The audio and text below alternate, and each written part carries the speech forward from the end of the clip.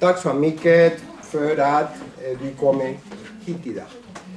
Buenas tardes, bienvenidos al Instituto Cervantes, muchas gracias por su presencia otro día más aquí. Veo caras muy conocidas y eso quiere decir que han venido a muchas actividades del Instituto. Les agradecemos mucho también, por supuesto, a la Plana Mayor de ACES, que tiene mucho que ver en esta actividad. Llevamos hablando de hacer actividades de este tipo desde siempre. Chus, Mireia, muchas gracias siempre por vuestro apoyo y enhorabuena porque hemos hablado en la comida, son enormemente activos y bueno, es un orgullo, ¿no? Esto me estaba diciendo en la comida, ¿eh? De verdad, doy fe que era así, ¿eh? Tal cual. Todo este plantel de científicos españoles, pues dejando muy alto el pabellón de nuestro país. Pues sí. Bueno, pues tenemos la suerte de tener con nosotros hoy a Yolanda ¿Sí? Nieves con I latina. Con I latina, mi madre hizo estas cosas hace muchos años que no se hacían, pero me puse con I latina, sí. Tu madre, pues bueno, eso habla mucho y muy bien de tu madre, pues era una innovadora.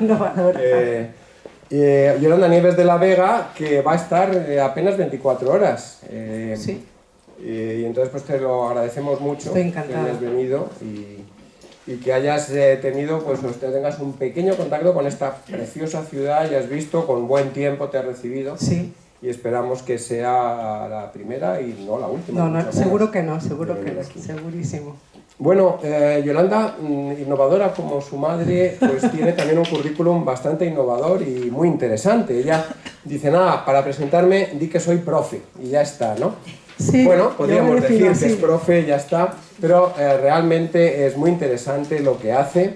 Ella es licenciada en Filología Hispánica y Filología Catalana por la Universidad de Barcelona, máster en Neuroeducación Avanzada por la Universidad de Barcelona también, sí. La Universidad de Barcelona, no la Autónoma de Barcelona. No, la Universidad de Barcelona, sí. Como saben, bueno, en Barcelona hay unas cuantas universidades, sí. Todas de mucho nivel y mucho prestigio. Es miembro de la Cátedra de Neuroeducación de esta universidad, especialista en trastornos del aprendizaje, de la conducta y de los estados afectivos. Profesora también de la unidad docente de Business Spanish for Communication en IES. Ahí está quizá la mayor innovación, digamos, una profesora de español, nada menos que en el IES. Sí. El IES, para quien no lo sepan, es una de las escuelas de negocios más importantes del mundo. Siempre está en el top 5, top 3. Sí, entre el 1 y el 5. Y esto no lo dice ninguna de estas españolas, sino es el ranking de las grandes empresas que hacen estas cosas internacionales de Estados Unidos, ¿no? Entonces, el IES, como saben, tiene muchísimo prestigio. Es muy difícil hacer un máster en el IES. Es muy difícil. Y ella pues está ahí en el corazón de esta... Sí, yo siempre digo que una de las cosas que tiene el IES es que pone el foco en las personas. Creo que por eso también está en el ranking, porque siempre el foco es persona a persona, ¿no? ¿Qué es la convivencia? ¿Qué son los negocios? Personas con personas. Creo que esta es la esencia que tiene el IES.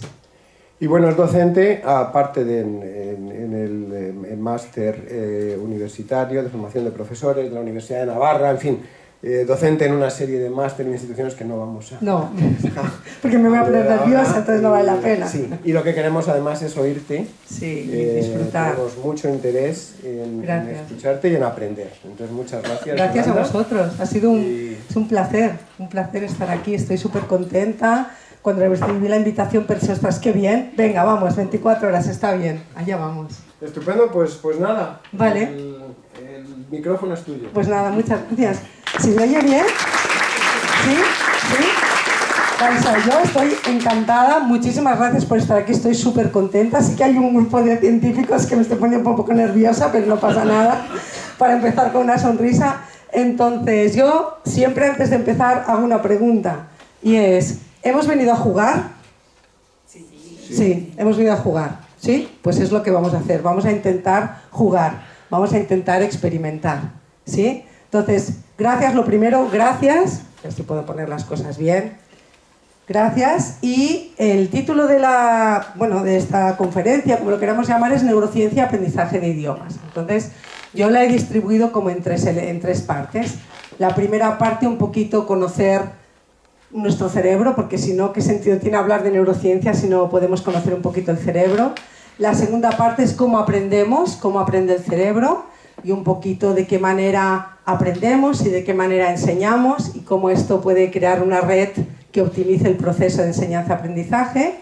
Y la tercera parte un poco, pues, qué estrategias hay, qué estrategias podemos utilizar que tengan evidencia científica que mejoran los procesos de aprendizaje. Entonces, ¿así? Sí. Esta es un poquito la estructura. Y en medio de todo esto vamos a jugar. Vamos a intentar jugar y experimentar. ¿Sí? Entonces, vamos a ver si podemos hacerlo bien. Que os decía, vamos a jugar. Entonces, para empezar, vamos a replicar una investigación. No sé si tenéis papel y lápiz. ¿No? Entonces yo he traído por aquí algún papel, que no sé si lo podemos pasar hacia detrás y repartir. Por aquí. Es muy fácil, ¿eh? Lo que vamos a hacer, es muy fácil lo que vamos a hacer. Por aquí también, vamos a repartir algunas. Por aquí también las podemos repartir hacia detrás. ¿Sí? ¿Bolígrafo? ¿Sí? ¿Los podemos...? ¿No? ¿Alguien no? Yo he traído algunos también. Que también los podemos repartir.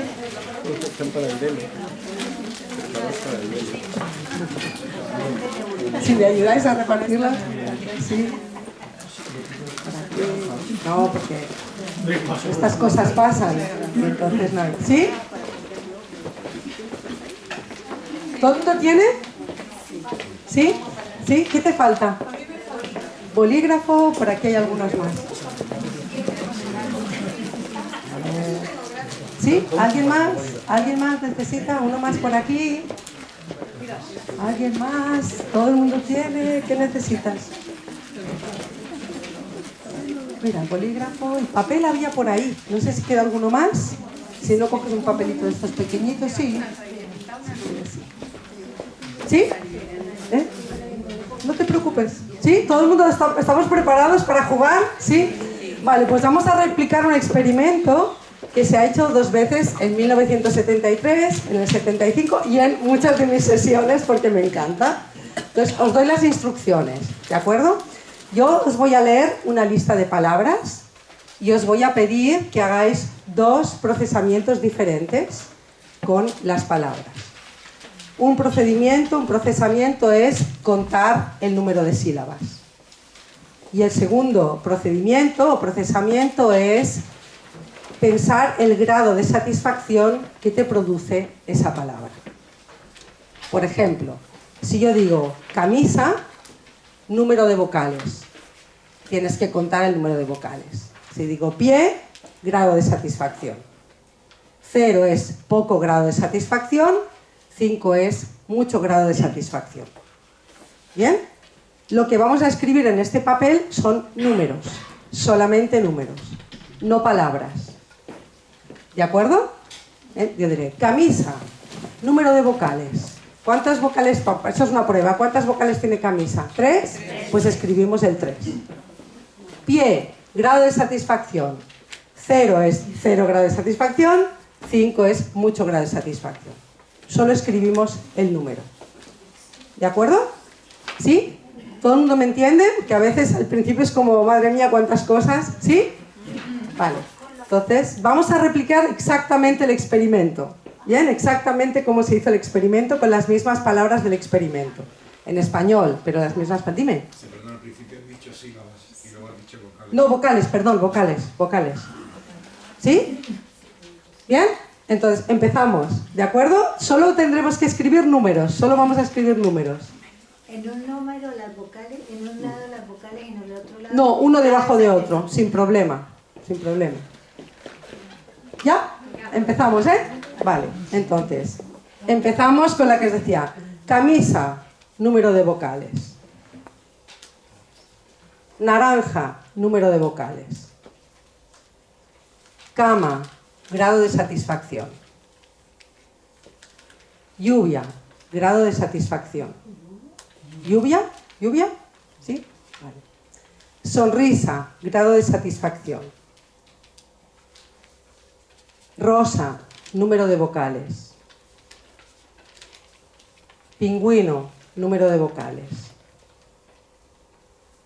Hierba, grado de satisfacción. Ruido, grado de satisfacción. Océano, grado de satisfacción. Alegría, número de vocales. Vecina, número de vocales. Perfume, grado de satisfacción. Bicicleta, número de vocales. Semáforo, número de vocales. Chocolate, grado de satisfacción. Perro, número de vocales. Trompeta, grado de satisfacción. Abuela, número de vocales. Verano, grado de satisfacción. Insecto, grado de satisfacción. Violín, número de vocales. Habitación, número de vocales. Cuchillo, grado de satisfacción. Pluma, grado de satisfacción. Aula, número de vocales. Fidelidad, número de vocales. Astronauta, grado de satisfacción. Ordenador, grado de satisfacción. Y pintura, número de vocales.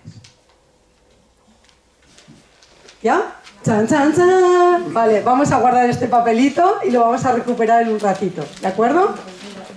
Ah, no, necesitáis escribir ahora mismo todas las palabras que recordéis. Todas las que recordéis. No importa el orden, solo las que recordéis. No importa cuántas, las que recordéis. No importa el orden, las que recordéis.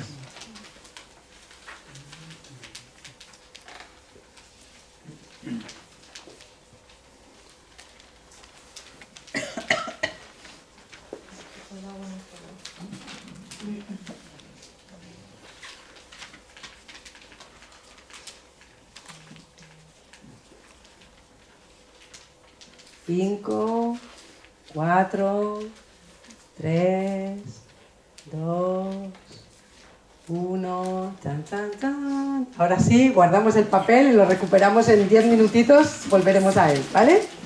Entonces, ¿vale? Una vez... A ver, lo hemos puesto por aquí, vale. Una vez hemos hecho esta investigación, que veremos los resultados en 10 minutitos, necesitamos conocer nuestro cerebro. Entonces, todos los cerebros son diferentes y veremos un poquito cuando hablemos de plasticidad por qué todos los cerebros son diferentes. Pero hay algunas cosas que comparten todos los cerebros. Una de las cosas es el principio organizativo del cerebro. Entonces, el cerebro se desarrolla de atrás hacia adelante, empezando por la audición, por la área auditiva, después por la visión, ¿sí? Y la última parte es la parte del prefrontal, que estaría aquí. Entonces, audición, visión, prefrontal es en el orden en el que se desarrolla de atrás hacia adelante. Se desarrolla de dentro hacia afuera porque en la parte interior, sería como la parte exterior del cerebro, está el sistema límbico, del que hablaremos unos minutitos, pero el sistema límbico es donde están las emociones, ¿de acuerdo? Entonces se desarrolla el sistema instintivo, el sistema límbico, que es el de las emociones, y la parte exterior, que es la parte del parietal, occipital y el frontal, que sería la parte exterior del cerebro, la parte esta del prefrontal, la que tenemos aquí, que es la que se desarrolla la última. De dentro, sistema emocional, afuera, sistema racional. Y también se desarrolla de abajo hacia arriba, entonces también la parte del cerebro que está aquí, después el sistema límbico, después la motricidad y la cognición y el comportamiento. Entonces, el cerebro se desarrolla en estas tres direcciones. ¿Y por qué es importante saber que se desarrolla en estas tres direcciones? Porque cuando tomamos decisiones a la hora de enseñar o a la hora de introducir un tipo de actividades o a la hora de introducir un tipo de conocimiento, tiene que ver con qué procesos están desarrollados. Por ejemplo, si estamos en alumnos de primaria y estamos enseñando algo y les estamos pidiendo que planifiquen o que organicen o que se sienten durante 10 minutos y organicen un orden de lo que están haciendo, no van a poder. porque el sistema prefrontal, que es el que maneja la parte de organización o de planificación, no está desarrollado. Entonces vemos que les pedimos cosas a los chicos y a las chicas que no hacen, pero es que no es que no las hagan, es que no las pueden hacer porque su sistema prefrontal no está desarrollado. Por ejemplo, yo tengo estudiantes que cuando les pides que hagan el ejercicio 1, no sé si alguien estudia y aprende español aquí le pasa esto, que ejercicio 1, el 2 y el 4. Dicen, ¿y el 3? Y entonces el 3 no, vale, ¿y el 2? El 2 sí, y no saben cuál es el orden, o olvidan cuál es el orden. Esto tiene que ver con el desarrollo también de la corteza prefrontal. Hasta que no se desarrolla la corteza prefrontal, los sistemas de planificación, de organización, de control inhibitorio, no ocurren y no se pueden controlar. Si alguien aquí tiene... ¿Tienes una pregunta? Sí, ya. ¿A qué edad se desarrolla más o menos? Se empiezan a desarrollar desde el nacimiento. El prefrontal se empieza a desarrollar desde el nacimiento. Se termina de desarrollar, igual hay alguien aquí que todavía está en proceso, con entre 27 y 30 años. ¿Vale? Entonces, en primaria, por ejemplo, les pedimos algunas cosas relacionadas con planificación que no pueden hacer. O en la adolescencia les pedimos que inhiban algún comportamiento y como su prefrontal no está desarrollado, no sé si hay alguien aquí que tenga hijos o hijas adolescentes, que entonces el prefrontal no está desarrollado y no pueden inhibir el comportamiento. Entonces les pedimos que se sienten un rato y no pueden sentarse. Depende un poco de cómo está desarrollado el prefrontal. ¿Sí? En los primeros, antes de 0 y 5, 0 y 6, por ejemplo, están conviviendo el sistema instintivo, que es el de ataque, bloqueo o huida. Si alguien es profe y se puede poner en su cabeza movimientos de ataque, de bloqueo o de huida en las clases, o si alguien tiene hijos o hijas, también puede identificar algún movimiento de ataque. Ataque no es pegar, ataque es alguien que se va, que no quiere hablar contigo, o alguien que te gira la cara, o alguien que, por ejemplo, en medio de una clase se levanta y se va, este tipo de cosas, ¿sí? Bloqueo, no sé si alguien ha hecho un examen alguna vez de conducir o de algo, se ha paralizado, ¿sí? Sí. Pues estos comportamientos pertenecen a la parte instintiva del cerebro y por lo tanto no son controlables. El cerebro detecta una amenaza y entonces actúa en consecuencia, y actúa con ataque, bloqueo o huida. Si estuviéramos en primaria, por ejemplo, veríamos que a veces les decimos a los niños, no, no pegues, no se pega. Y los niños pegan. Y dicen, ¿pero cómo puede ser? Si lo he explicado 30 veces. Porque están en modo instinto. Detectan una amenaza y actúan a la amenaza instintivamente. Y hasta que no pasa por el prefrontal, hasta que no somos capaces de decirles, mira, el prefrontal te dice, espérate un poco, cálmate, gestiona tu emoción. Entonces es cuando empiezan a dejar de actuar por instinto. Por eso se desarrolla, hay que ayudarles a que se desarrolle desde que son pequeñitos. En realidad los padres, los profes, los abuelos, las personas que estamos con niños o niñas, somos las funciones ejecutivas externalizadas de los niños y las niñas que son pequeños. ¿Sí? ¿Había alguien que tenía una pregunta? ¿Me ha parecido? No. ¿No? ¿Puedo continuar? Sí, entonces, esto nos ayuda a decidir cuando están actuando, si están actuando desde el instinto, desde lo emocional, desde el prefrontal y cómo actuar ante estas situaciones. Y la segunda cosa es que el cerebro no está programado para aprender, está programado para sobrevivir. Y en este impasse le hacemos aprender, pero está programado para sobrevivir y hay 4 elementos que le ayudan a sobrevivir y que podemos aprovechar cuando estamos en procesos de enseñanza-aprendizaje.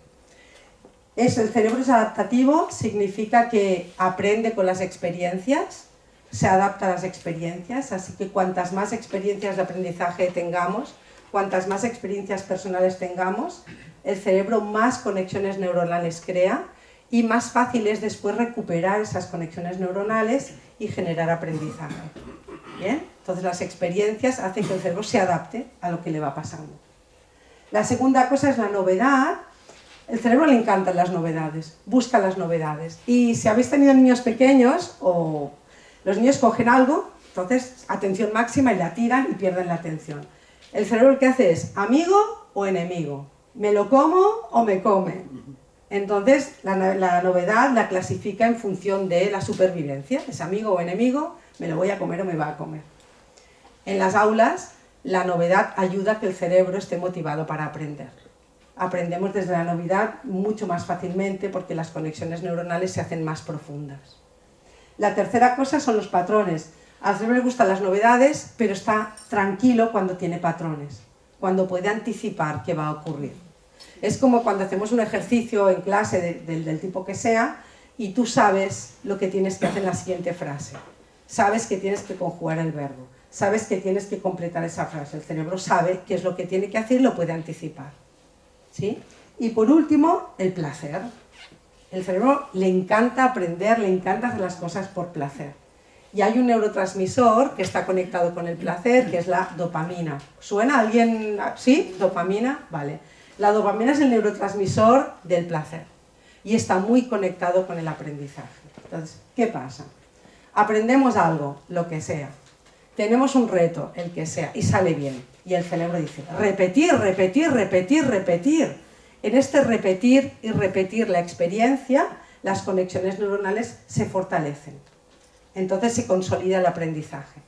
Y cuando tenemos otra situación similar, vamos a buscar esas conexiones neuronales y las recuperamos. Entonces la dopamina nos ayuda a recuperar esas conexiones neuronales. Pero ¿qué pasa cuando nos equivocamos? Pues cuando nos equivocamos la dopamina dice, no repetir, no repetir, no repetir, y guarda una experiencia negativa o de displacer para no repetir. Entonces también ahí estamos generando el aprendizaje, porque el cerebro va a intentar evitar repetir esa experiencia que le ha generado displacer. ¿Sí? Entonces todos los aprendizajes que se hacen desde el placer, desde la curiosidad, desde el bienestar, nos ayudan a que se fortalezcan y los podamos recuperar más fácilmente. Cuando aprendemos con miedo o cuando aprendemos con estrés, es mucho más difícil que esos aprendizajes se consoliden. ¿Sí? Las redes neuronales se quedan ahí y entonces no podemos pasar de ese aprendizaje a aprendizajes más profundos. Hablaremos un poquito más de cómo funciona el estrés relacionado con el aprendizaje. ¿Sí? ¿Todo bien? ¿Sí? Vale. Entonces, como os explicaba, se me va siempre un poco así como... Vale, hay tres sistemas cerebrales. El sistema instintivo, que es el de ataque, bloqueo o huida. ¿Sí? Podemos dedicar 10 segunditos a pensar si alguien puede pensar algún movimiento de ataque, bloqueo o huida en su vida. ¿Sí? ¿Lo tenemos? Vale.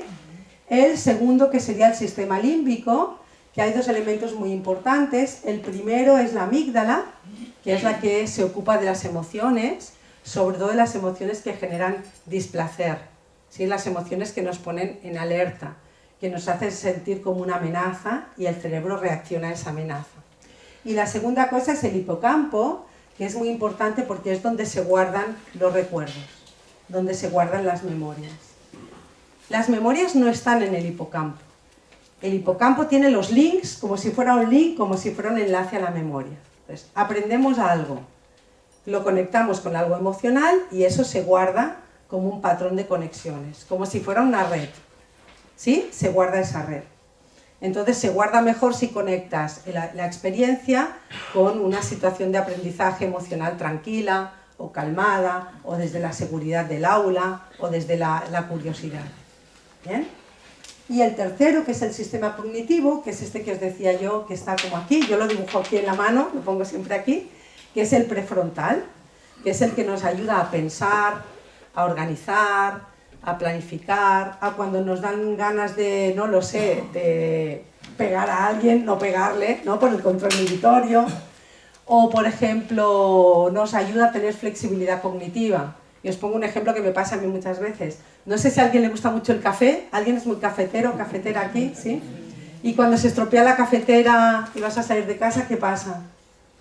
Que puedes decidir que se te ha estropeado el día o puedes utilizar la flexibilidad cognitiva del prefrontal y decir, bueno, es verdad, no he tomado café, voy a salir 5 minutos antes porque hay un bar aquí al lado magnífico y me voy a tomar el café allí y no se va a estropear el día.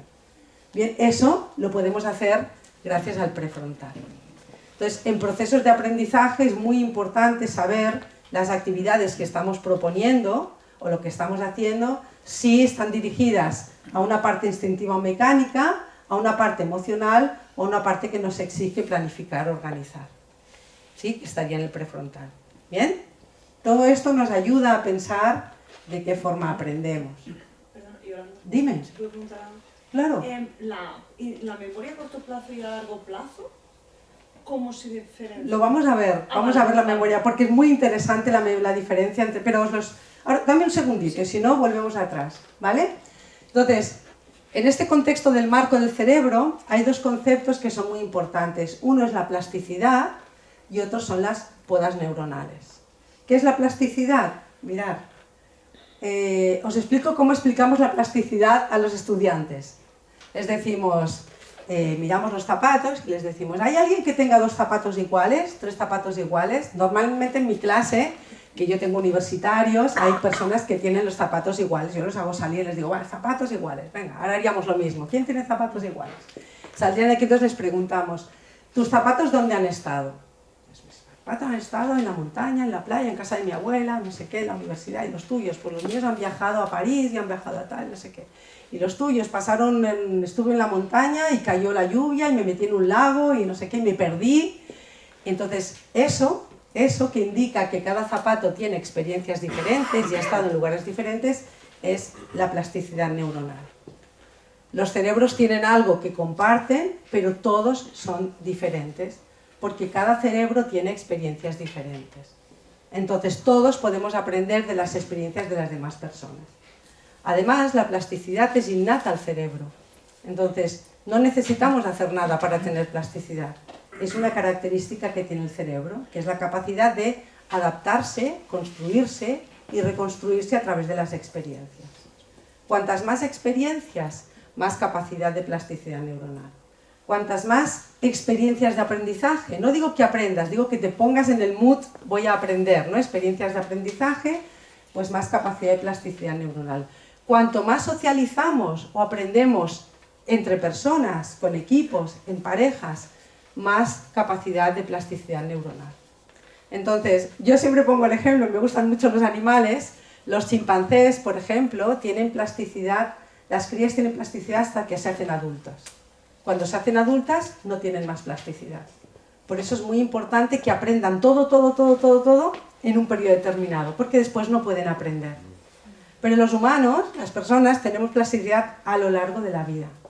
¿Qué significa? Que podemos aprender durante toda la vida. Aquel mito de solo puedes aprender en determinados momentos, esto se ha visto, hay evidencia científica de que esto no ocurre así, porque la plasticidad no desaparece nunca. Cambia con el tiempo, pero no desaparece. Entonces yo siempre digo que hay 2 cosas muy importantes. Como profe, todos tus alumnos pueden aprender. Igual no aquí, igual no ahora, igual no de esta manera, pero todas las personas pueden aprender. Si eres más mayor, como es mi caso, digo, podemos seguir aprendiendo a lo largo de la vida. De hecho, aprender a lo largo de la vida es una manera de mejorar nuestra reserva cognitiva. Todo lo que puedes aprender, si es segundas lenguas, muchísimo mejor, ayuda a que el cerebro esté activo, ¿vale? Y previene muchos de los síntomas de la vejez, bien, a nivel cognitivo. ¿Sí? Entonces, la plasticidad neuronal, hay muchos tipos de plasticidad neuronal. No sé si alguien ha oído la historia de los taxistas de Londres, del hipocampo, ¿sí? Pues eso es un ejemplo de plasticidad neuronal.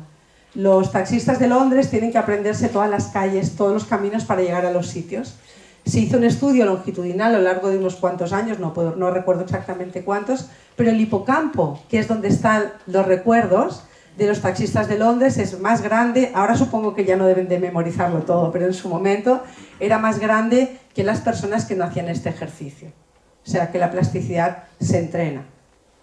Se estimula, pero no se sobreestimula. Un cerebro sobreestimulado es un cerebro estresado, ¿vale? Y entonces el estrés no nos ayuda mucho a aprender o a que se consoliden los aprendizajes. ¿Sí? ¿Todo bien hasta aquí? Si alguien tiene alguna pregunta, me paráis y seguimos, ¿eh? Vale, entonces, nada, 3 cosas sobre la plasticidad. Me gustaría detenerme en los hábitos de vida saludable, hacer ejercicio, comer de manera saludable, dormir, que es muy importante dormir, o la experiencia, tener experiencias diferentes, modifica nuestro cerebro y nos ayuda a la plasticidad. Y también me quería centrar aquí en la parte educativa, porque en lugares donde se favorece el aprendizaje por repetición, el cerebro se especializa en la repetición. Aprenderá muchas cosas que necesitan de repetición, pero no aprenderá resolución de problemas, o no aprenderá aprendizajes relacionales, o no estará acostumbrado a dar feedback o a recibir feedback. Entonces, depende del tipo de prácticas educativas que hagamos, el cerebro se especializa. ¿Bien? Entonces, a veces decimos repetir, cuidado con el repetir, lo veremos en un momentito, pero cuidado con repetir, porque a veces repetir no es la mejor manera de aprender. ¿Sí? Dime. Pero los bailarines de ballet también tienen que practicar mucho y recibir mucho feedback también. Por supuesto, pero no repiten todo el rato lo mismo. Repiten y después automatizan y después combinan con otros movimientos. Pero cuando hay una obra grande tienen que recordar todo. Claro, tienen que practicar, pero tienen que practicar, por ejemplo, primero de forma individual, después con la pareja, con música, sin música. Todo eso indica diferentes formas de repetir, que significa que el cerebro aprende por diferentes medios sensoriales, que es la manera de aprender. ¿Sí? ¿Vale? Entonces, de todo esto, lo que os decía que es innata, la plasticidad es innata al cerebro, significa que no necesitamos hacer nada, está ahí para nosotros, es algo que podemos aprovecharnos. Y os propongo, hemos venido a jugar, os propongo un ejercicio. Bien, os voy a poner una imagen, la voy a dejar puesta durante 20 segundos. Me gustaría que después, durante los 20 segundos, pensaréis qué veis en esta imagen. ¿Sí? Y después la compartís con el compañero o la compañera que tengáis. ¿Sí? A ver. Misterio. Ay.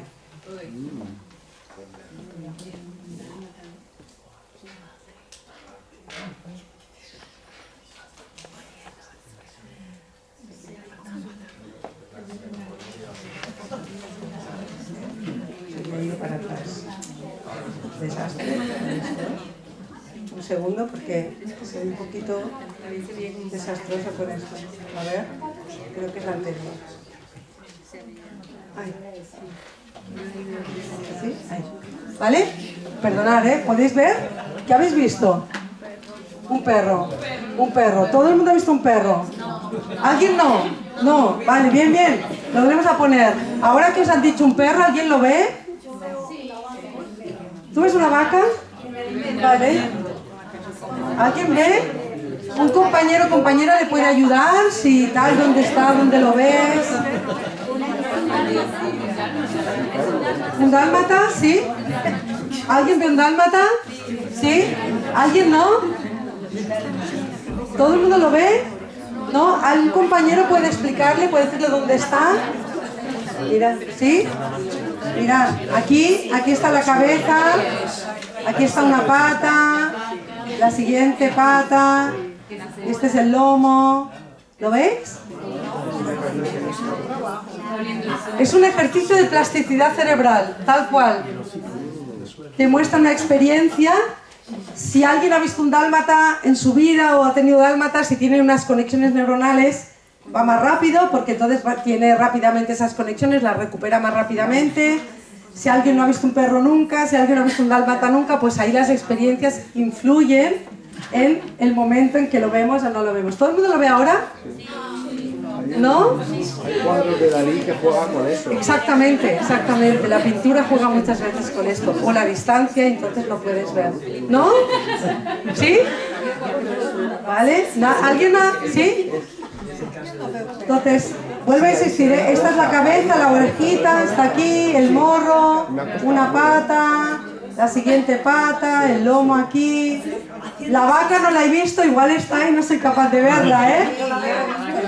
¿Sí? Lo digo porque a veces decimos plasticidad, pero ¿esto qué es? Esto es plasticidad. Si no lo ves, ¿qué pasa? ¿Que no tienes plasticidad? No, sí, claro que sí. Pero significa que el proceso, cada uno tiene un ritmo en que lo ve en función de sus experiencias previas, de experiencias previas, de aprendizajes previos, de la ayuda de la otra persona que te acaba de encajar. Si se ha mordido un perro, pues a lo mejor no lo ves. Pues igual no lo ves, exactamente. Entonces, estos ejercicios, por ejemplo, manuales que se hacen con los niños, hay uno así, por ejemplo, que a medida que lo repites, lo haces mejor, también serían tipos o experiencias o ejercicios para practicar la plasticidad neuronal. Entonces la plasticidad neuronal nos hace, bueno, ahora ya tenemos todos compartimos una conexión neuronal de un dálmata, de una imagen, de una conferencia. ¿Sí? Vale. Primer concepto. ¿Sí? Plasticidad a lo largo de toda la vida, podemos aprender a lo largo de toda la vida. Segundo concepto, las podas neuronales. Claro, os imagináis que el cerebro todas las experiencias las transforma en conexiones. Imaginaros la cantidad de conexiones neuronales que puede tener un niño que al nacer empieza a aprender. Venga, conexiones. Soy un poco desastre con esto, pero a ver. Sí. Ahí. ¿Vale? Conexiones neuronales, tiene un exceso de conexiones neuronales. Entonces el cerebro está programado, tiene unas podas programadas que ocurren en la infancia y ocurren en la adolescencia. En la infancia, esas podas que se hacen con dos objetivos. Uno, eliminar las conexiones que no se utilizan, ¿sí? Y dos, reforzar las que se utilizan. Y en la adolescencia lo que se hace es reforzar todas las conexiones de larga distancia. Entonces se eliminan las que son de corta distancia o las que ya están automatizadas. Por ejemplo, aprendemos a caminar. ¿Alguien se ha levantado una mañana sin recordar cómo se camina? Vale. Porque esas conexiones están automatizadas y entonces ya no las necesitamos tener. ¿Bien? ¿Alguien se ha olvidado de cómo ir en bicicleta? Sí. Pero cuando empiezas cuando te pones, es que la recuperas. ¿Sí? No. Bueno, deberíamos. Entonces las conexiones, si se automatizan, pues se podan. Voy a poner un ejemplo para que todo el mundo entienda claramente lo que son las podas neuronales. Cuando cambiamos de invierno a verano, ¿cambiáis el armario? Sí. ¿Vale? Entonces, vas a tu armario y dices, bueno, ¿por qué cambias las cosas del armario? Uno, cambias las que ya no te pones. ¿Vale? Dos, cambias porque para hacer espacio para las cosas nuevas. ¿Sí? Y cambias las cosas que ya no utilizas. ¿Vale? Porque son antiguas o porque no te gustan. Pues las podas neuronales es como si cambiáramos de armario en el cerebro. Entonces, quitamos aquellas conexiones que ya no utilizamos, quitamos aquellas conexiones que ya no nos interesan, que no necesitamos, y somos más eficientes para poner cosas nuevas. ¿Bien? Entonces las podas tienen esta función. Antes se pensaba que solo se podía aprender, claro, podas neuronales, entonces son los momentos de aprendizaje. Sabemos que el cerebro tiene podas a lo largo de toda la vida. Lo que pasa es que tiene programadas estas dos podas porque son momentos muy importantes del desarrollo del cerebro. Ya voy, ¿eh? La infancia, con la parte de primaria, con la lectura sobre todo, y la adolescencia porque necesitamos cambiar las conexiones neuronales por otras que sean más abstractas o que sean más complejas. Pero hay podas neuronales a lo largo de toda la vida. Por eso a veces, cuando por ejemplo una persona aprende una lengua cuando ya es más mayor, decimos, tiene algunas dificultades para aprender o le cuesta más. A veces es porque aquellas conexiones neuronales de aprendizaje de la lengua que tenía, como no las ha utilizado, el cerebro las ha eliminado. Pero eso no significa que con la plasticidad no las puedas volver a crear. ¿Vale? No serán tan eficientes como cuando eras pequeña, pero vas a volver a crear esas conexiones. Puedes aprender, puedes empezar a aprender de otra manera, porque tienes unas experiencias que cuando eres pequeña no tenías, de otra manera. Pero eso no significa que no puedas crear conexiones neuronales para seguir aprendiendo. Y ahora voy con las preguntas antes de seguir. Tienes una pregunta y otra aquí, dime. ¿Se pueden controlar o dirigir esas podas? Digamos, eliminar partes malas o fomentar las partes buenas y que lo bueno no se vaya podando, digamos. Mira, infancia hiperestimulada, cuando hiperestimulamos o el exceso de conexiones, cuando guiamos la poda, que en algunos momentos, por ejemplo, no sé aquí, pero en España había un tipo de aprendizaje que era con unos bits. ¿Sabéis lo que son? ¿No? Bueno, eran unas imágenes que se pasaban, entonces era para estimular la poda, porque si utilizaban bits, por ejemplo, sobre arte, o sobre deportistas, o sobre conocimientos, parecía que se hacían más conexiones neuronales y se guiaba la poda. Y hay evidencia científica que no se puede hacer. El cerebro está como programado para decidir qué conexiones mantiene y qué conexiones no son útiles y romper o deshacer esas conexiones. ¿Sí? ¿Y había otra pregunta por aquí? Sí, sobre las podas. ¿Las podas pueden ser intencionales o son automáticas o son selectivas? por ejemplo, si hay un estrés o ha habido un estrés, por ejemplo, guerra. Ya. Entonces, Vale, en principio son automáticas en el sentido de que el cerebro está programado para estas dos podas que tienen que ver con los aprendizajes. El estrés genera que las conexiones... Voy al estrés, ¿vale? Un momentito, porque por ejemplo en la guerra pensamos en estrés, ¿vale? Cuando tenemos conexiones neuronales hay aprendizajes que son desadaptativos, ¿vale? Aprendizajes negativos. Entonces, ¿qué pasa cuando tenemos un aprendizaje negativo? Pues el aprendizaje negativo no va a desaparecer. Esa conexión neuronal no desaparece. Tenemos que crear otras conexiones neuronales para que esa quede como en stand-by, ¿sabes? Como que no utilizas esa conexión neuronal y utilizas otras. Pero ¿qué pasa? Que cuando... Espera, un momento, ¿qué pasa? Espera, ¿qué pasa? Que cuando tienes estrés, el estrés sostenido en el tiempo, como puede ser una guerra, como puede ser una situación de trauma importante, el estrés sostenido en el tiempo vuelve las conexiones primigenias. ¿Vale? Entonces vuelve esas conexiones, esos aprendizajes desadaptativos, y entonces eso impide pensar, impide planificar, y tiene un impacto muy importante sobre el prefrontal. Pongo un ejemplo muy claro. Cuando tienes un examen, por ejemplo, algo muy simple, un examen, y tienes estrés, y dices, es que no sé, no puedo pensar, no me puedo organizar, se me olvidan las cosas. Y eso que es un estrés puntual, pero el estrés lo que hace es ir a las conexiones primigenias, las desadaptativas, y sacar la energía del prefrontal.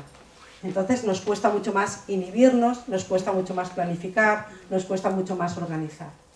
¿Bien? Porque la energía del el estrés saca esa energía de la corteza prefrontal. No sé si era esta tu pregunta. ¿Sí? ¿No? Bueno, teóricamente parece que sí. Pero ¿Sí? Vale, en práctica parece que no. Claro, otra cosa sobre el estrés ya no puedo decirte, pero sí que puede tener un impacto sobre todo sobre el prefrontal, no exactamente sobre las podas. ¿Sí? Entonces, dime. Entonces, hiperestimular a los niños pequeños es contraproducente. Sí. El cerebro se estresa. Un cerebro hiperestimulado es un cerebro estresado. Y es un cerebro que impide que se desarrolle el prefrontal. Y os pongo un ejemplo, no sé aquí, pero por ejemplo, yo vengo de Barcelona, de Cataluña, y había muchas escuelas que tenían una hiperestimulación de imágenes en las paredes de las escuelas, con muchos colores, con muchas... Y entonces hay varios estudios que han mostrado evidencia de que eso hiperestimula el cerebro y entonces genera mucho más estrés. Y tiene un impacto en el desarrollo, en el neurodesarrollo. Sí. ¿Alguna más? Sí. Si entendí, tenemos que trabajar las otras, mencionaste, hacer otras conexiones para supuestamente hacer esta poda, Sí. para que no siga esto del estrés. Cuando tienes un aprendizaje desadaptativo, quieres decir. Entonces, esta conexión está ahí y necesitamos hacer otros canales, otras conexiones de experiencias similares para que el cerebro llegue antes a estas otras conexiones y la que es desadaptativa, la que es de mal aprendizaje, entre comillas, pues se quede ahí, pero no sea la primera donde vaya a buscar el cerebro para buscar esa experiencia. Yo os voy a poner un ejemplo personal, que pongo muchas veces. Mi hija cuando era pequeña decía 1, 2, 3, 4, 5, 7 y se saltaba el 6. Y yo, ostras, ¿le pasa algo a esta niña? ¿Qué le pasa? Y entonces tenía un aprendizaje, no sé por qué, no hacía el 6. Entonces, en lugar de coger y decirle, te saltas el 6, te saltas el 6, lo que hacíamos es practicar cosas que tuvieran el 6, como de pasada, ¿no? Para que fuera a buscar eso. Eso sería un ejemplo de eliminar o de evitar los aprendizajes desadaptativos. Sí, porque la conexión en principio no desaparece a no ser que esté dentro en un momento de poda. ¿Sí? Entonces, también se hablaba mucho de periodos críticos de aprendizajes. O aprendes algo en este momento y ya no lo aprendes nunca. Entonces, ahora se habla de ventanas de oportunidad. Entonces, es verdad que hay momentos donde el cerebro está más predispuesto a aprender, está más predispuesto a que las conexiones neuronales sean más eficientes. Y entonces es de 0 a 3, que son aprendizajes. ¿Sabéis que decimos que los niños son esponjas? Pues es que en realidad es así. O sea, están aprendiendo y haciendo conexiones neurales constantemente. Es una ventana de oportunidad para aprendizajes, sobre todo aprendizajes como de supervivencia, diríamos. En 4-11 es un momento de conexiones de media distancia, ¿Sí? Entonces es un momento de los aprendizajes académicos, matemáticas, escritura, lectura, conocimientos sobre todo de primaria. Y la lectura es un tema muy interesante porque el cerebro no está programado para leer. El cerebro necesita reconvertir algunas conexiones neuronales en conexiones para leer, porque no sabe leer, o sea, de natural no lee, es algo que ha aprendido después.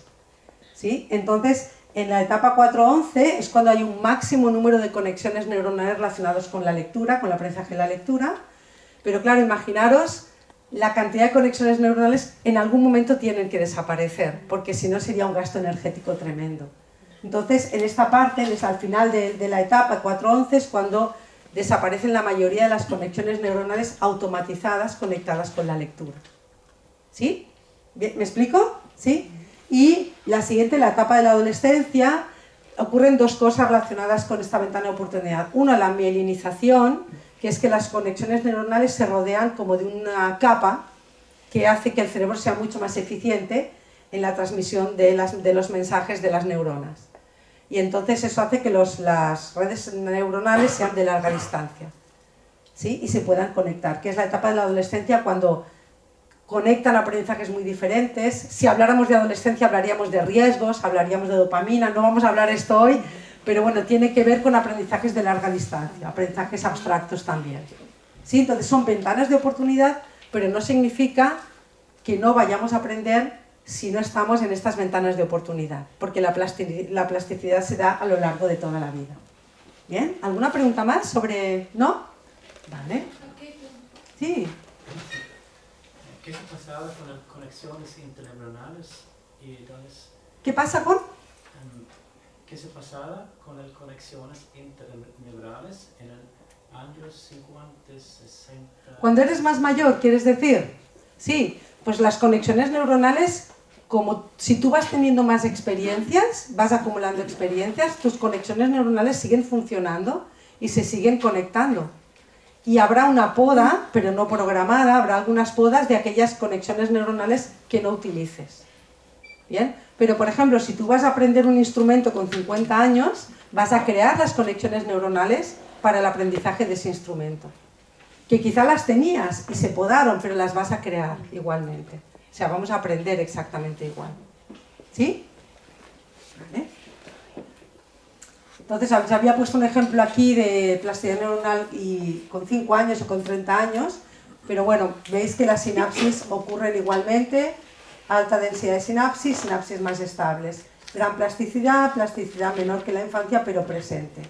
Y la poda selectiva, de la que hablábamos, o la poda continua según uso. O sea que no dejamos de aprender. Dime. El hecho de haber tenido una conexión que se ha podado, hace que sea más fácil de... Por ejemplo, si yo he aprendido un instrumento con 3 años, eso se poda porque no vuelvo a aprender a los 50, ¿es más fácil o sigue habiendo...? No, puede ser más fácil porque, claro, tú podas esa conexión neuronal, pero no podas toda la experiencia que has tenido el aprendizaje de ese instrumento. Claro, entonces la memoria no funciona como tengo una conexión sobre aprender un instrumento, tengo todas las experiencias conectadas con aprender un instrumento, entonces no se poda absolutamente todo, queda. Entonces tienes como, no empiezas de cero, ¿sí? Vale. Y bueno, vamos a empezar aquí, recuperamos el experimento, ¿sí? Entonces estamos en la segunda parte que es cómo aprendemos. ¿Tenemos el papelito con el experimento? Sí.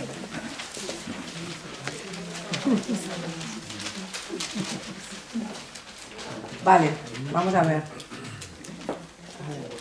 Aquí. Vale, me gustaría que me dijerais de qué columna habéis recordado más palabras. ¿De la A o de la B? De la A. ¿De la A o de la B? De la B, de la A... No hay una respuesta correcta, ¿eh? Estamos replicando el experimento. De la A, de la B, no importa cuántas, ¿eh? Solamente de qué columna habéis recordado más. B, B, B, de la B, de la B, ¿sí? ¿Alguien de la A? No pasa nada, ¿eh? Vale, de la A, bien. ¿Mayoría de la B? ¿Sí? No pasa nada, los de la A, no pasa nada. ¿Por qué pensáis que habéis recordado más de la B? El grado de emoción. Sentimientos, ¿no? Sí, ¿Por la emoción? Sí, grado de emoción. ¿Vale? Uno por la emoción y dos... Porque hay palabras bonitas. Porque son palabras bonitas, me encanta eso. Vale, va por ahí, no exactamente eso, pero va por ahí. Mirad, depende del procesamiento de la información. Recordamos normalmente menos de la A, normalmente, pero siempre hay alguien que recuerda más de la A, sin ningún problema.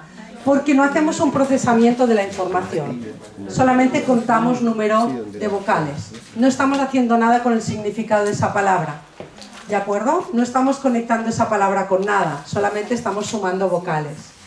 Entonces, a medida que hacemos más procesamiento de la información, recordamos mejor, porque se genera el aprendizaje. Entonces, cuando tú dices verano, estás conectando emocionalmente y estás pensando sobre el significado de esa palabra para ti. Y por lo tanto eso genera que la conexión neuronal que tienes sobre el verano la recuperas más rápidamente y entonces la recuerdas y se ha generado el aprendizaje. Entonces, si hay profes, ¿hay algún profesor aquí? ¿Sí? Vale. Si hay profes, por ejemplo, ¿qué pasa cuando aprendemos el vocabulario sin contexto? Pues que normalmente no lo recordamos, porque necesitamos hacer una conexión emocional con ese vocabulario y también que nos sirva, que sea algo que consideremos útil, que lo podamos utilizar, que tengamos que pensar sobre esa palabra, si esa palabra la pongo en una frase, si es para explicar mi familia, si es para explicar mis recuerdos, por qué la necesito. Entonces esa metacognición es ese procesamiento de la información. Cuando, por ejemplo, yo os explico un experimento que hicimos donde yo trabajo, hicimos un examen y les pusimos 10 frases que tenían que conjugar el verbo en pasado, el pretérito indefinido, no importa. Pero las frases no tenían sentido, ¿vale? Y estaba el verbo entre paréntesis, me lo invento, comer yo, vivir tú en una frase. Entonces, el ejercicio lo hicieron perfecto. Ahora, nadie pensó que la frase tenía o no tenía sentido. Entonces, no hay aprendizaje, porque no hay procesamiento de la información. Simplemente están aplicando una regla para completar la frase, pero no hay procesamiento de la información.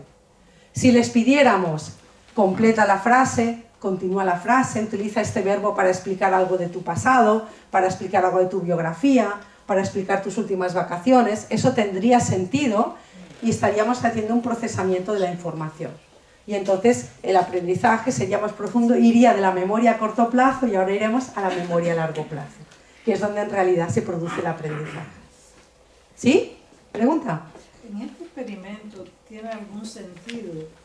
¿Por qué me he acordado de aquellas palabras que menos me han gustado? Claro, claro. Porque cuando tú vas a buscar el significado de esas palabras, no todo el mundo va a buscar el significado de esas palabras agradables. Buscas la experiencia. No todo el mundo tiene experiencias positivas con la palabra insecto, pero la recuerdas quizá porque te picó una abeja en un momento determinado, se te puso el brazo así y la recuerdas por eso. Recordé las Pues, que menos me gustan. ¿sabes? No tiene por qué ser, porque tienes una experiencia, una conexión del tipo que sea y has procesado esa información de ese recuerdo.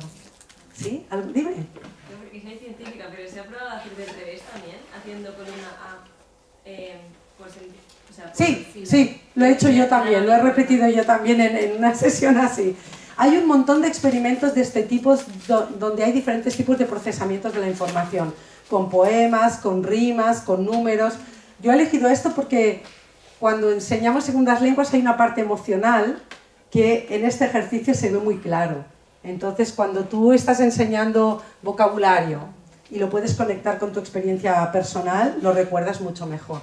Es la parte esta emocional también, de conexión, de vínculo. ¿Sí? ¿Alguna pregunta más? Es curioso porque a mí no me gusta cocinar. Para nada, no me gusta. Y tengo que cocinar. Y la palabra que más se me dio era cuchillo. No te voy a preguntar la experiencia que has tenido con el cuchillo, a no ser que no la quieras explicar, pero no. Yo creo que asocié a que tengo que cortar. Lo que menos me gusta es cortar, por ejemplo, cebolla o hacer trocitos, algo, ¿no? Odio eso. Entonces, por eso debe ser que el cuchillo estaba presente. Has utilizado una palabra muy interesante que es la de asociación. La memoria aprende por asociación de conexiones. Entonces, lo que peor hace la memoria es memorizar. Es lo que peor hace. La memoria lo que hace es relacionar, asociar, conectar. Por ejemplo, me lo invento, ¿eh? Imaginar que tienes un ejercicio, tienes que hacer algo en tu clase y quieres que aprenda el vocabulario. Yo, por ejemplo, dime. No, perdona, que precisamente parece ser, no lo sé, pero estoy viendo las ponencias que va a haber en el congreso de Malmo, de enseñanza de español, y hay varias ponencias que es sobre algo que parece ser que está extendido en Suecia para aprender español, que son listas de palabras. Ya. Entonces, bueno, es curioso, hay varias ponencias, 3 ponencias que van sobre ese tema, ¿no? Ahí lo dejo. ¿No? Súper interesante. Para crear interés y por que la gente supuesto, que vaya, Malmo, exactamente, a ver qué dicen. Sí. Bueno, pues un poco en esta línea, ¿no? El procesamiento de la información. A lo que os decía, si tú quieres hacer vocabulario, por ejemplo, entonces puedes ponerlos en grupo y decir, ¿qué palabras recordáis sobre este tipo? Sobre este tema, y entonces que las conecten, por qué las recuerdan, que hagan metacognición sobre por qué estas palabras y no otras. O qué palabras necesitas para cocinar, ahora al hilo de cocinar, no las que el profe quiere que aprendas, sino qué palabras necesitas, qué palabras quieres aprender, qué 10 palabras son relevantes para ti, porque las van a recordar mejor que si les decimos qué palabras tienen que recordar. ¿Sí? ¿Había alguna pregunta ahí? Yo no tengo pregunta, pero tuve una experiencia bastante rara. Ah. Seguramente venía estresada, porque venía atrasada, pero me senté aquí, entonces tú dices, van a oír palabras, van a contar las... Sí. Sí, para las vocales. Ya, y después se cambió y dijiste las vocales. Sí, todo esto es expresamente, ¿eh? Entonces yo pensé que muy fácil, ¿no? Sílabas, y después, pero no, sí la vocal, y me ponía a contar vocales y me perdía la palabra que decía. Así que así estuve. Esto forma parte del experimento, igual que yo dije, ya estamos, dije, no, perdonad, recordar, apuntarlas en un papel las palabras, porque necesitas estos segundos de que rompes, porque tenemos todas las palabras en la cabeza, entonces yo he dicho, bueno, vale, pues sí, apuntarlas ahora, para dedicar un tiempo a desconectar y poder recordar. Todo tiene un porqué y un para qué. Y también pasa esto, que sale muchas veces. Yo he oído las instrucciones y ya me he puesto nerviosa, ya no sabía qué tenía que hacer, contar vocales, contar sílabas, y me he perdido. Pues también pasa. Pasa en el aula también. Me puse a contar vocales y se me iban las palabras que enseguida venía otra, anotaba la siguiente. Esto pasa en la vida del aprendizaje, exactamente igual. Y iba muy rápido. Aquí se olvidó la profesora de que hay gente de la empresa de Todo expresamente porque refleja exactamente lo que ocurre cuando estamos en los procesos de aprendizaje. Dime. No, yo quería decir, porque también, de acuerdo a lo que ellas se han acordado más a lo negativo, que a mí también me ha pasado, que algo a lo mejor no es bueno en el aprendizaje, que el cerebro se acuerde más de lo que está asociado con algo negativo que con algo positivo. Hombre, el cerebro tiende a recordar lo positivo en general, de manera natural, pero hay experiencias negativas que nos marcan que están ahí, y seguramente hay muchos canales, lo hemos experimentado de muchas formas o lo hemos recordado de muchas maneras, y está ahí, sí, ocurre. Vale, entonces yo quería explicar un segundito el tema de la memoria. A ver si lo podemos poner bien, así. ¿Vale? Entonces, aprender tiene este proceso, que es, vivimos experiencias que llegan por los sentidos, y a estas experiencias les ponemos atención. Cuidado, poner atención no es estoy poniendo atención. Poner atención significa procesar esa información. Os voy a poner un ejemplo. ¿Todo el mundo tiene en la cabeza un billete de 20 euros? ¿Sí? ¿Sí? ¿Te puedes imaginar un billete de 20 euros? ¿Sí? ¿Sí? ¿Sí? ¿Sí? Vale. ¿Cuántas veces has visto un billete de 20 euros? ¿Cuántas veces en tu vida habrás visto? ¿Millones? ¿No? ¿Miles? ¿Cientos de veces? ¿No muchas? ¿No muchas? ¿No? ¿De 50? Vale. Si pudieras dibujar un billete, ¿lo sabrías dibujar de 20 euros? Lo que hay dentro, ¿recuerdas cómo es? ¿Qué dibujo tiene? ¿Qué forma? Pues prestar, y decimos, sí, he puesto atención a un billete de 20 euros. No, no hemos puesto atención. Hemos mirado un billete de 20 euros, pero poner atención sería procesar cómo es ese billete, qué tiene ese billete. Entonces, eso es poner atención. En el aula, ¿qué pasa? Que proyectas un PowerPoint del pretérito perfecto, me lo invento, Y entonces dices, nadie se dio cuenta, o sea, nadie le entró en la cabeza el pretérito perfecto, es que solo lo teníamos puesto, no estábamos procesando la información. Tenemos que hacer algo con eso, para que eso cree una conexión neuronal y pase de la atención de la codificación a la memoria a corto plazo, de ahí a largo plazo, al almacenamiento, a la recuperación. Todo ese proceso lo tenemos que hacer con todo lo que aprendemos, ¿sí? Entonces explico un poquito qué pasa. Codificamos, llega algo por los sentidos, le ponemos atención, crea la conexión neuronal y entonces va a la memoria a corto plazo. La memoria a corto plazo es, si yo os pregunto ahora, ¿qué estás pensando? Eso es la memoria a corto plazo. ¿Vale? ¿Qué hay en tu cabeza en este momento? ¿Qué cosas estás pensando? ¿Con qué cosas tu memoria está trabajando? Eso es la memoria a corto plazo. Entonces, cuando aprendemos, todo se queda, las conexiones se quedan en la memoria a corto plazo. Y entonces estamos ahí trabajando con la memoria a corto plazo. Para que realmente el aprendizaje tenga lugar y se dé, tiene que pasar a la memoria a largo plazo. ¿Cómo pasa la memoria a largo plazo? Primero, si es algo que tiene una conexión emocional con nosotros, si es algo que es relevante para la persona que está aprendiendo, o si es algo que tiene que ver con la supervivencia. Cuando preparamos actividades en la clase, poner atención a si es algo que emocionalmente te conecta, o si es algo que es relevante para esa persona, o si es algo que genera una amenaza. Entonces, eso se guarda. Y para que pase a la memoria a largo plazo, tienen que pasar dos cosas. Primero, un periodo de tiempo, que se establece más o menos en 12 horas. Lo que pasa las 12 horas después del aprendizaje es muy relevante para el aprendizaje. Si tú después de aprender te vas a tu casa, meriendas, tienes tu espacio para aprender, haces tus tareas, pues se consolida mejor. Si tú en el camino te has peleado con tu hermano, has perdido el autobús, has tenido que buscar a los niños al cole, haces las tareas a las 11 de la noche, corriendo y deprisa, pues no se consolidan de la misma manera. Esas 12 horas son muy importantes. Y dormir también es muy importante. Dormir es como los aprendizajes pasan de la memoria a corto plazo a la memoria a largo plazo. ¿Qué pasa cuando dormimos? Yo pongo un ejemplo para que nos entendamos. ¿Todo el mundo tiene un correo electrónico? ¿Tenéis correo electrónico? Sí. Vale, tú recibes correo electrónico durante el día. Pam, pam, pam, pam, pam, 25 correos electrónicos.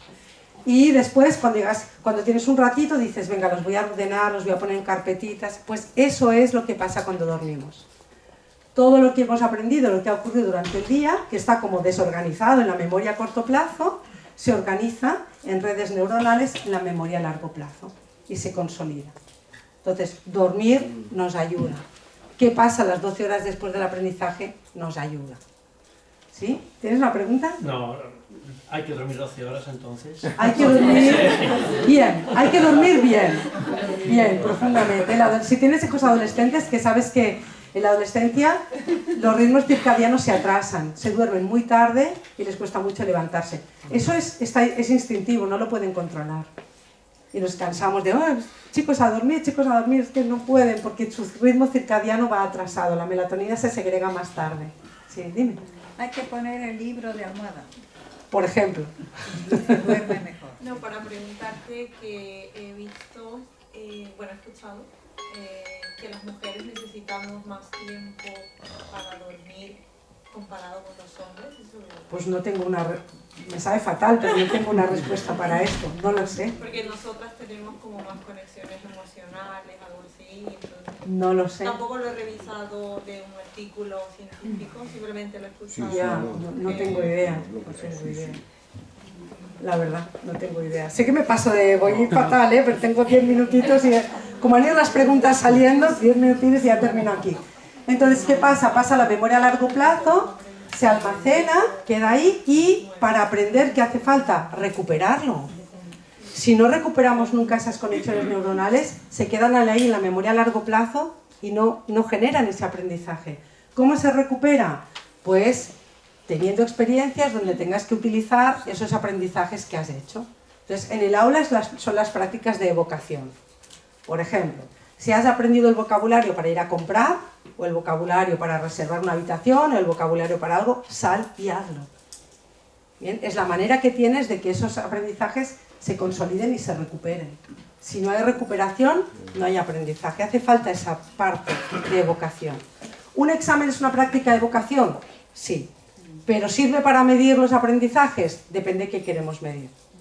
¿Bien? Hay muchas otras prácticas de evocación. Por ejemplo, si vamos a practicar los pasados y tú y yo nos ponemos juntos a explicar nuestras vacaciones, si tú me las explicas a mí y yo a ti, estamos haciendo una práctica de recuperación o de evocación. Y es una práctica libre y pensamos, vale, el pasado, voy a utilizarlo, qué vocabulario y tal. Todo ese proceso es lo que nos ayuda a que se recupere y a que se genere el aprendizaje. Si no hay esto, si nos quedamos en codificamos, consolidamos y almacenamos, pero no damos oportunidades para la recuperación, no hay aprendizaje. Está ahí, en la memoria a largo plazo. ¿Sí? Bien, y solo una cosita, relacionado con esto está la carga cognitiva. No sé si os ha pasado alguna vez que estás aprendiendo algo y de repente te quedas en blanco, dices, lo he olvidado todo, no sé qué pasa. Eso es porque nuestra carga cognitiva, que es la memoria a corto plazo, está saturada. Porque la memoria a corto plazo solamente tiene 5 enchufes. 5 enchufes, solo podemos captar 5 cosas. Imagínate que se te ha roto la cafetera, no lo sé, está lloviendo y no llevas paraguas, tienes clase de español, tenías que haber hecho un ejercicio y no lo has hecho. Solo te queda un enchufe libre para atender en la clase. Los otros 4 están ocupados. Entonces la memoria a corto plazo se satura y se vacía rápidamente. Por estrés también. Por estrés. Uno de estos enchufes puede ser el estrés. Estás en otro país aprendiendo una lengua que no es la tuya, pues esto también genera mucho enchufe ocupado, ¿no? Estás buscando apartamento, estás buscando trabajo, eso genera enchufes ocupados y hace que no podamos poner atención. Entonces la memoria de trabajo se sobresatura y se bloquea. ¿Bien? Si tuviéramos a alguien aquí con TDAH, por ejemplo, lo que pasa a alguien con TDAH es que nosotros podemos captar 5 enchufes y un TDAH no tiene filtro. Le está llegando todos los inputs al cerebro y el cerebro, claro, no sabe dónde priorizar estos inputs que le llegan. Entonces decimos, tiene una falta de atención, no tiene un exceso de atención a los inputs que le llegan, porque no puede discriminar qué inputs van a entrar en la memoria a corto plazo. ¿Sí? Yo tenía algo más para explicar, pero ya estamos. No, lo dejamos aquí. No sé si alguien tiene alguna pregunta más. ¿Algo que quieras saber? No sé. Venga. Yo tengo una. Plasticidad, almacenamiento, consolidación. ¿Dónde encajaría o cómo encajaría la creatividad? Vale. Esto es súper interesante. La creatividad, solo voy a decir 2 cositas. Tiene que ver primero con el bienestar. Cuando tú estás en procesos de bienestar, tu cerebro va por red por defecto. ¿Qué significa? Que tiene muchos procesos automatizados. Cuando te lavas los dientes, ¿alguien le ha pasado que le ha venido una idea en la ducha? Cuando te cepillas los dientes, eso es la creatividad porque tú estás así, con el cepillo de dientes. Entonces, tu cerebro no está poniendo atención a que te estás cepillando los dientes, eso es automático. Entonces el cerebro va por red por defecto. Entonces todo el resto del cerebro está dispuesto a pensar. Y entonces surge el momento ajá, que es el momento de la creatividad. Entonces tiene que ver sobre todo con el bienestar. Y tiene que ver con pensamientos divergentes, por ejemplo, no hacer las cosas de la misma manera conscientemente. Intentar abrir la mente conscientemente. Entonces todo el mundo, bueno, hay unas estructuras cerebrales que están conectadas con la creatividad, como la atención, por ejemplo, la memoria también, pero tiene mucho que ver con el bienestar. En procesos de bienestar es más fácil que el cerebro pueda divagar. Dime.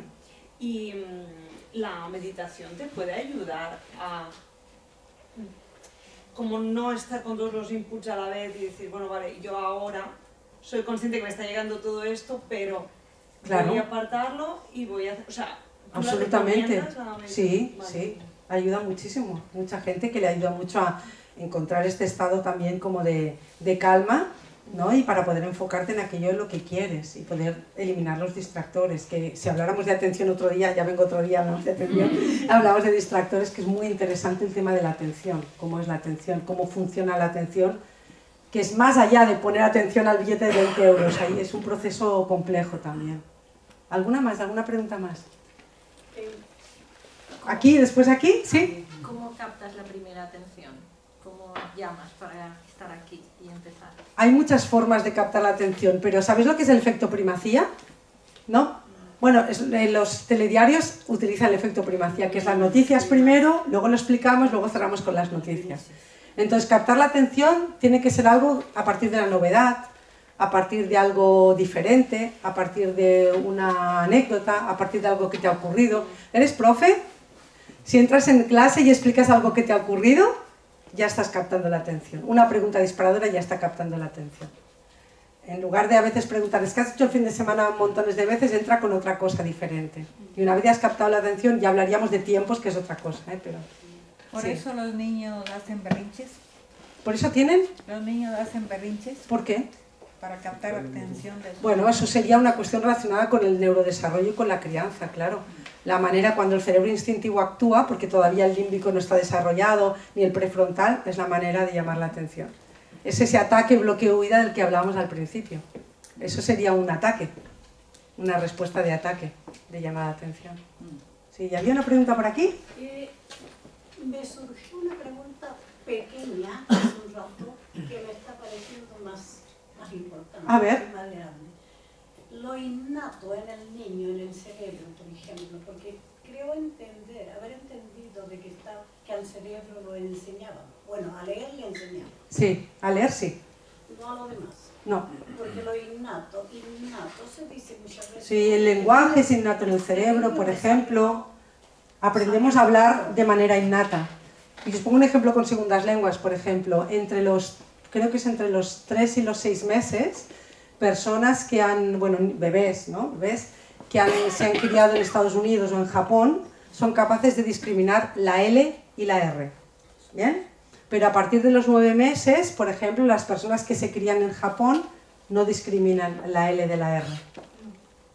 Y las personas que se crían en Estados Unidos discriminan mejor la R que la L. ¿Sí? Entonces hay un proceso innato que cambia también con el tiempo y que el efecto cultural, o sea, la parte como ambiental o cultural tiene un impacto sobre eso también. Porque a eso me refería yo, lo innato. Hablar es innato, por ejemplo. Leer no. Ya, es que me salió, me la sabe toda, sabe ya más que yo. Ya. Así dice mucho. Ya. Entonces, leer no es innato en el cerebro. El cerebro tiene que reciclar una serie de redes neuronales para aprender a leer. Y es muy costoso para el cerebro leer. Por eso cuando las profes de primaria enseñan a leer, es que es muy costoso que el cerebro aprenda a leer. Energéticamente es costosísimo. Sí. Ya nos vamos, ¿eh? ¿De gustar o no gustar leer? ¿A qué se debe? ¿Gustar o no gustar leer? Vale, no tengo una respuesta para eso, pero tengo algo que puede ayudar a que gusten. Por ejemplo, la lectura en voz alta. Hay un libro que ha salido hace unos meses que es La lectura en voz alta, que conecta cómo el cerebro siente gusto por la lectura en voz alta. Entonces explica ahí cómo si tú de pequeño lees en voz alta la textura, el sonido, el olor, el compartir, eso favorece mucho que los niños y las niñas tengan gusto por la lectura. Es un libro precioso, preciosísimo. La lectura en voz alta está en catalán y está en español también. Precioso sobre este tema, con ejercicios y actividades prácticas. Muy, muy chulo. Y creo que... Una pregunta ya, a ver, para enlazar. Tomar una copa de vino ayuda es buenísimo, a más conexiones. es buenísimo Bueno, para pues hacer conexiones, pues es el momento. Muy bien, pues nada, gracias, ha sido un placer. Gracias por jugar. Ha sido un placer.